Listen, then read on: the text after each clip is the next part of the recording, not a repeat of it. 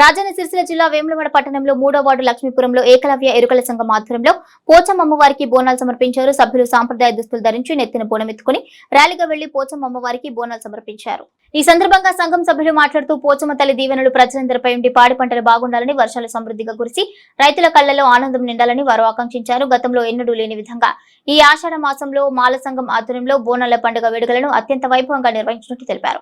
ఈ కార్యక్రమంలో కూతాడి రాజేశం, కూతాడి గంగయ్య, కూతాడి సాయిలు, కూతాడి బాలయ్య, కోనేరు రాజేశం, కూతాడి ఎల్లయ్య, కూతాడి పరశురం, కోనేరు ప్రశాంత్, సుల్తాన్ వెంకటేష్, కూతాడి వెంకటేష్, కోనేరు దుర్గయ్య, సార్ల విజయ్, సార్ల మధు, సార్ల సంజీవ్, మానుపాటి వెంకటేష్, బిజ్లీ రవి, లోకిని కిషన్, మొగిలి శ్రీనివాస్, మొగిలి దినేష్, సార్ల లచ్చయ్య, సార్లచారి, కూతాడి వెంకటేష్, కోనేరు శివరం పాల్గొన్నారు.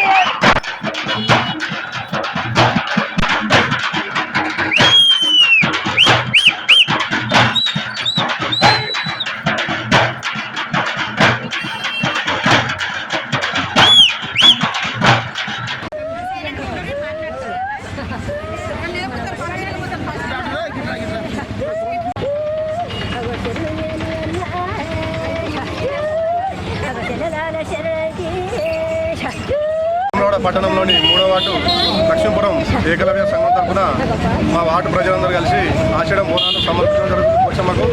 అలాగే తెలంగాణ ప్రజలు కూడా సుఖ సంతోషంతో వాళ్ళకు కూడా మాకు కలిసి అందరూ సంతోషంగా ఉండాలని